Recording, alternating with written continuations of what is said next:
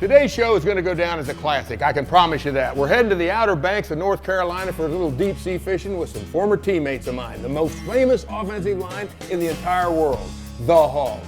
Jeff Bostic, Joe Jacoby, Russ Grimm, and Donnie Warren. And if you'll pardon the pun, this show is going to be a blockbuster.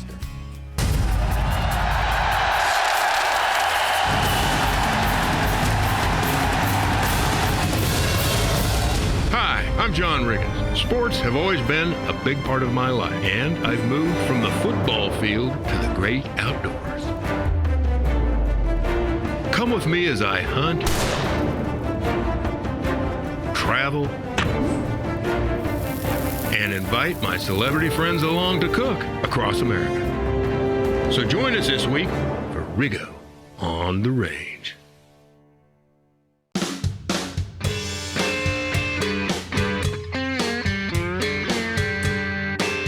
Well, we're about ready to cross over here into the Outer Banks, and we got a little trip planned here. Some of my old teammates were getting together what very well may be an annual event. We're going to rendezvous, and first thing in the morning, we're going to be up early, and we're going out on a boat called the Hog Wild. Very appropriate boat to be going on.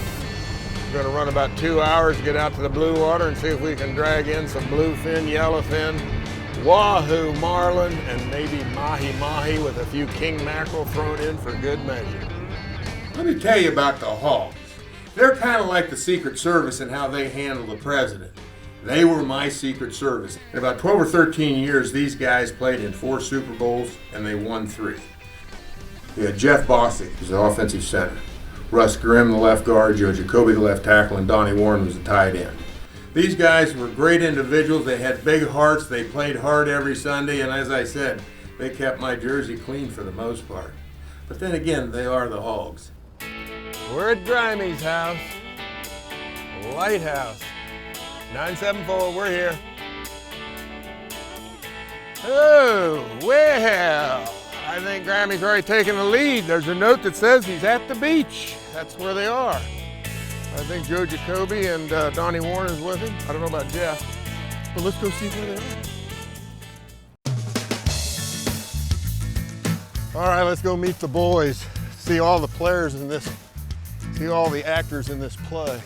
Things are gonna get interesting real quick. I can just feel it.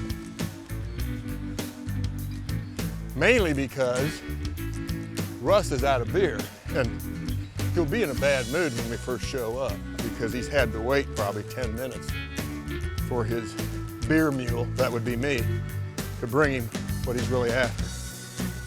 Let's hope I can humor him. Hey, Jake.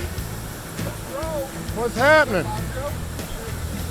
Jake, I got here as soon as I could with the beer.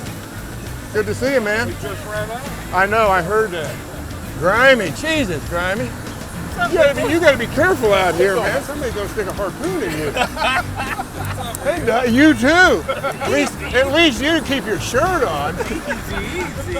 Unbelievable. Who'd ever believe Jake could be the littlest one in the group 30 years after the fact? That's fun. He takes his shirt off. That's true. I'll give you that. What a tan. Let's see that Arizona stuff. The concept of time is so odd. Here I hadn't been with these guys for 30 years, and yet within 10 minutes, I felt like we had practice the next day. We're in a huddle against Dallas. We're beating them by, 8 or 9 points. We're like on the 32-yard line. It's like 4th and 1, but it's too long for most because he was a straight-on kicker. Yeah. So Theismann goes to the sideline, TV timeout. He comes running back. He says, we go, what do you got? He goes, 50 gut. So Riggo always lined up across from me, which kind of hurt my play because I always smelled the alcohol. But he looks up and he goes, he used to call me Porky. He goes, Porky, he goes, what do you got? I said, look, I can get Randy off the ball yard. I said, Jake, I said, Jake, cut your split down a little bit. You go, Riggo, hit me right between the numbers. I said, hit me right up the back. Right you remember this? How you said right between. I come off the ball, and I'm like this, and all of a sudden, bam, boom, lights go on. I'm down the bottom of the pile. I'm like, I remember this. And I'm trying to catch my breath. And I was like, ugh. And his face mask is right here. You know what he does? He goes, bullseye. I said, you son of a... Exactly. We were face mask to face mask. Ricky, go. I took you at your word, Rusty. Yeah, you did. I never like to run into the back of a lineman, but you said you gave me permission, and I said, okay. I'd been cleared by traffic control. And what did the crowd? I was on final. But what did the crowd say? First down. All right, it's time for dinner. Grimey's got it all laid out for us. We're gonna go back. He's got snow crab, salmon, a little bit of salad. It's gonna be fun. Let's keep on going. We got a curfew tonight though, but we haven't set what time it is. We gotta get up at probably 3:30, so I'm thinking curfew is probably 2 a.m. I'll leave it up to Grimey. It's his turf.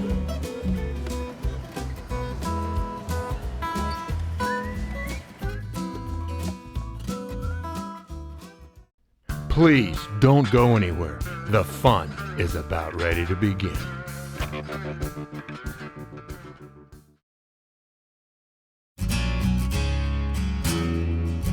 All right, we're ready to go. First thing, we're out of the box here. The Hog Wild's ready. Captain Jim Horning's got the boat tuned up. We're gonna jump on here and we're gonna go catch some fish.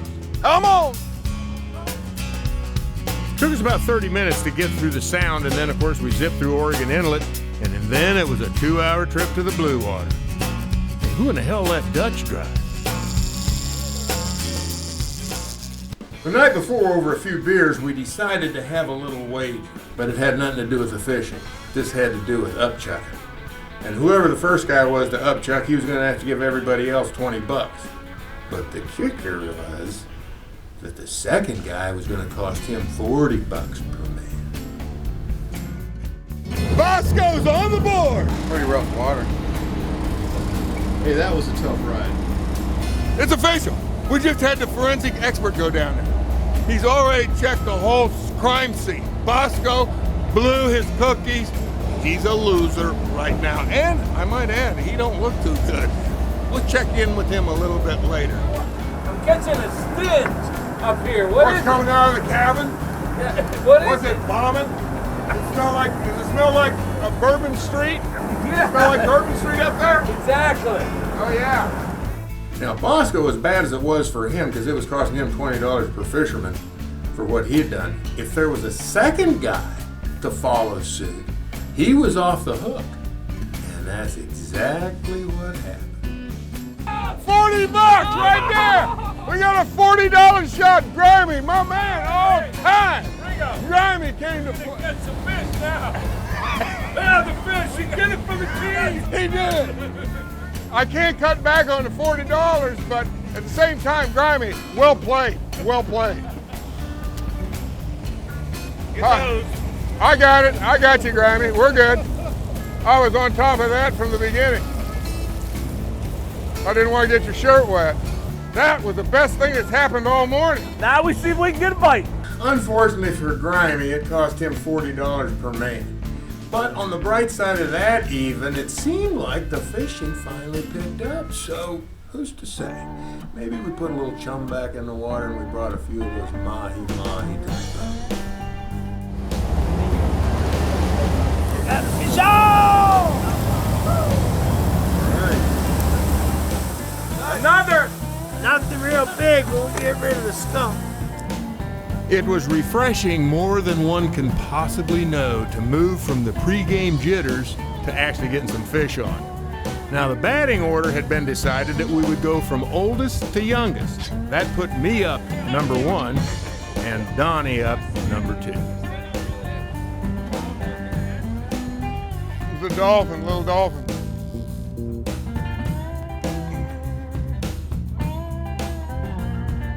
Well, I don't think that's dinner, but it's close. We need one more. The funny thing about catching fish is when I get one up close to the boat, I get a call from my stomach and it says, "Have you caught anything yet?" Look at that fish. Got him? He got him.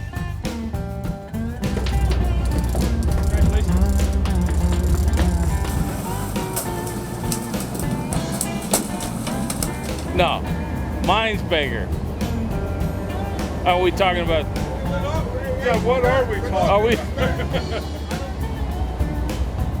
Yeah. This is Dutch's fish, and as you can see, it's a run. Best he could do, fair enough. Now, let me show you a fish. Oh, God. I need some help getting this thing out of the box. Okay, I got it. All right, now, here They're the same size. is a true fish. This They're is what's the all same about. size. No, Dutch. Mine's obviously a lot bigger. And push it out, make it even bigger than it really is. I'll tell you what. The next fish is gonna be a big one. And you know what? You're not up. You're I not know up. that. No, it's Bosco's fish, but he's past it. So it becomes Grimey's fish. Coming up next, Russ is in the batter's box, and we'll see if he's got what it takes to bring in the Kraken. Welcome back to Riggo on the Range. As you recall, Russ had a little food poisoning. Anyway, the only way for him to redeem himself was going to be to catch a fish, and it just so happens he was up next. And now, for your viewing pleasure, the man who made this all possible is behind the reel and making it happen. Hey, Rusty, don't get bullfrogged. It ain't that big. Rusty may have the catch of the day. Well, you know, the bottom line here is we're going to eat well tonight. These are just perfect. I can already see them on the grill. These are lively ones. All right, we got him on the gaff. Coming up. Oh shit! Rusty! Rusty! Well done, sir. Well done, sir. That's what I'm saying, Dutch. You was going for the MVP, but now it's touch and go at this point. I ain't shaking your hand. Oh yeah. You've been throwing up half the trip. I ain't shaking your hand.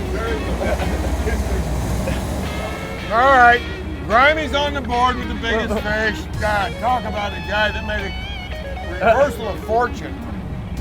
Grimey, unbelievable. Nice work. Unfortunately for us, Russ's was the last fish of the day, so it was time to head back to the dock and start the hydration by libation. As you can see, we only catch the good eating fish. So, you know, we got the 3 dolphin, we got a nice blue, yellowfin there. Now, let's get them clean. Let's head home.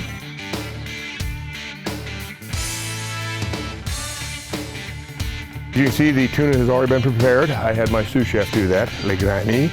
He has got salt, pepper, a little olive oil, and a little bit of freshly squeezed lemon on there. I can't wait any longer.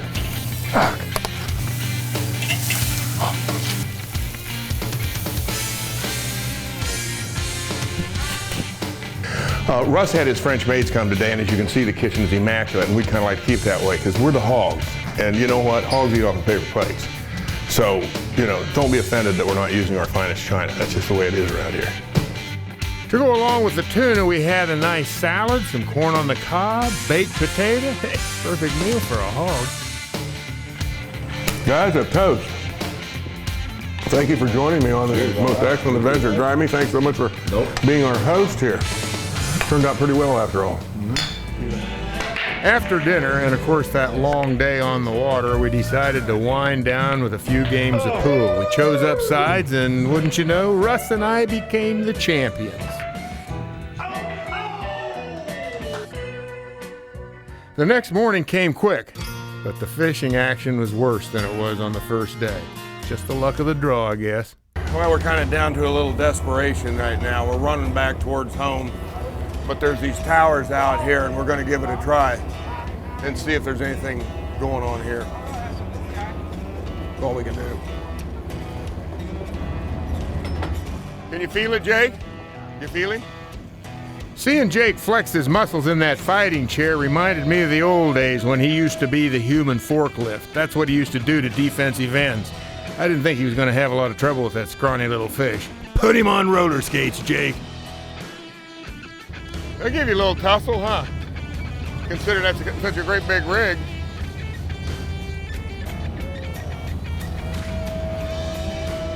Amberjack. That's called a tower tuna. Close as we're getting.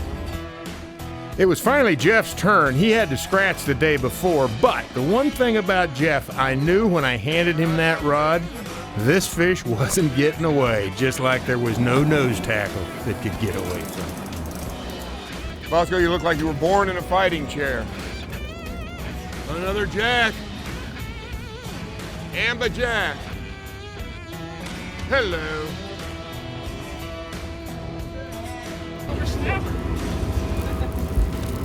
Got another one on. All right, two we got.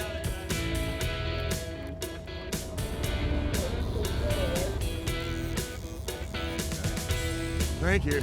Thank you. Yeah. Get some water for the reel, though, Grimy. Get some water for the reel. Water, Jake. We gotta cool this reel off. It's steaming. Pour it on I'm not sure this looks right. Oh yeah, okay, we're good. Thank you, Jake. Thank you. Oh yeah. We got another hammerjack. Oh yeah.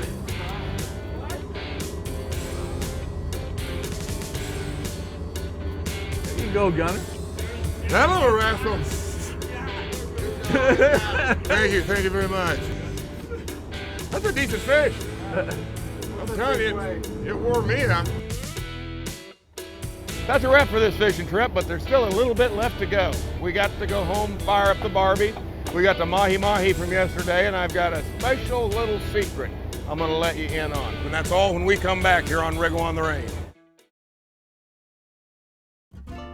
Welcome back to Wriggle on the Range. Now it's time to get in the kitchen and get after this poached mahi-mahi. That little secret that I referenced on the boat refers to the fish that was going to be frozen, and that's what we had to do with some of these because we had too many, and that is to poach the fish. No, not that kind of poach. We caught them fair and square.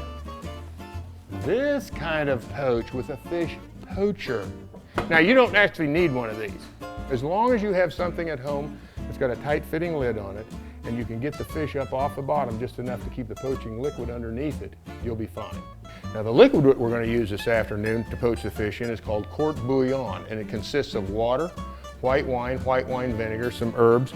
We're going to have a little tarragon, we have some thyme, we've got some bay leaves, and some vegetables, some leek, some carrots, and some celery.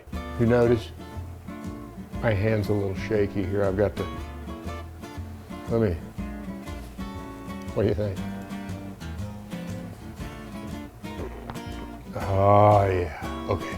Now I'm ready to cut up some vegetables. When preparing court bouillon, get your vegetables in as small of pieces as you can. This is going to allow more flavor to be transferred into the stock, which is going to be passed on to the fish. We're going to need some wine, and I actually need some wine, so why don't I touch my glass up just a little bit here, and then why don't I'm going to make about 3 quarts of the court bouillon because that's how much it's going to take to cover the actual fish. Now I start off right here with 4 cups of wine. I'm going to add the wine vinegar, and I'm going to need about a cup and a half of this. Once you've got the white wine and the wine vinegar in your fish poacher, next comes the water. Make sure there's enough to cover the fish entirely. Then you add your tarragon, thyme, and bay leaves along with the vegetable medley, a little sea salt, and a handful of bruised peppercorns. Voila! Okay, we've got everything in the fish poacher, so all that's left to do is put the lid on and put it on the stove and crank it on.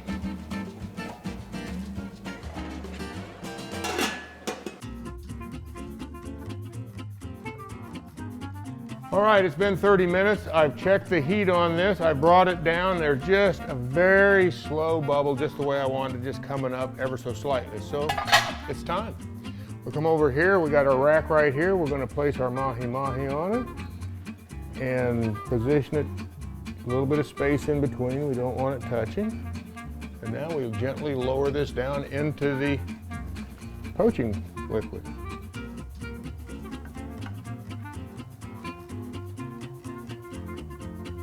Perfect. And I think it's going to take about 10 minutes, so I will start my timer. And guess what time it is? It's time for another sip of wine, of course. That's why I love to cook. All right, it's been 10 minutes.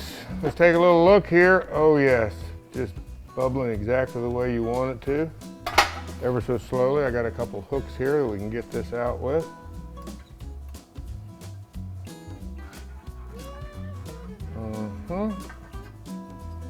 Okay, ooh, yeah. It is hot. On the tray, let's get it over here. We're gonna have a few greens. Put them on the plate, arrange that just so. Get our pieces of fish. Now I'm gonna turn this fish over and remove the skin. One more.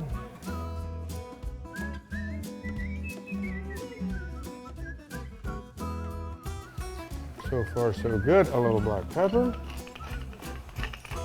And now, oh yeah, the compound butter. The compound butter is what really makes this dish sing like Dolly Parton.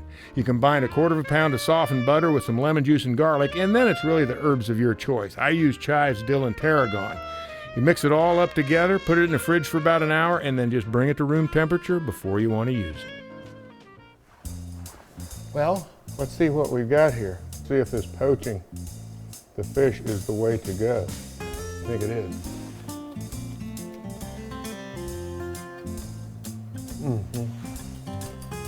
This fish is excellent. I have to have a little wine. The wine is nice. The company was the best of all though. Joining my former teammates really brought back a lot of great memories. Hadn't been in the same room with those guys for probably close to 30 years, all of them together. So Jake, Grimy, Dutch, Bosco, just want you to know, thanks so much for joining me. If you had half as much fun as I did, it was a great success. And thank you for watching this week. We look forward to seeing you next week here on Riggo on the Range. Don't miss out on all that Riggo on the Range has to offer. Go to RiggoOnTheRange.com and check out our Facebook page for exciting news, giveaways, recipes, and much, much more.